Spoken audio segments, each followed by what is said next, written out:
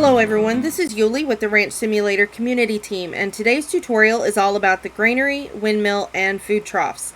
I'm going to be starting our series on the animals of Ranch Simulator soon, but before I did that, I wanted to make sure you know all the tips and tricks to keep your animals happy and healthy so you can maximize your ranch's profits. So let's go ahead and get started. You can find the granary and the windmill on page 4 of the miscellaneous section of your build book, which is located right here. You'll know you're in the right section when you see the fence pieces. The food trough is located on page 2 in this same section. Now, as you can see, the granary needs 50 concrete and 125 metal, and the windmill just needs 150 metal. These materials can be purchased at the hardware store, and I highly recommend doing the Treasure of the Ancients quest to get the funds if you have just finished the tutorial or you are low on cash. I'm going to be covering this quest in a later tutorial.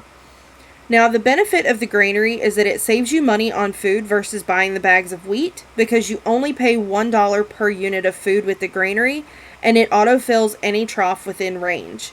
You can check the range before you build it by placing the blueprint down and then left clicking. You can also use this once the granary is built if you need to add more troughs in the same area. You will need $200 to fill the granary with food initially, but once it has been filled the first time, you will just be able to replace what has been taken out. One thing I wanted to talk about with the granary is that you kind of have to start the autofill on it after it is built. What I mean by that is once you've built it and pressed R to fill it, you have to press E to fill the troughs. Now, it will only fill the large troughs to 10 with this method, but once the troughs reach 0, it will autofill them back up. It does only autofill when the trough hits 0, so if it's sitting at 1 or 2, don't worry, your animals will still get fed. Also, the only reason you'll ever need to press E again is if your granary has reached 0, because sometimes the autofill shuts off once the granary is empty and kind of needs to be restarted again. So, moving on to the windmill, it does have the same range check that the granary does, whether you are in blueprint mode or it's already built.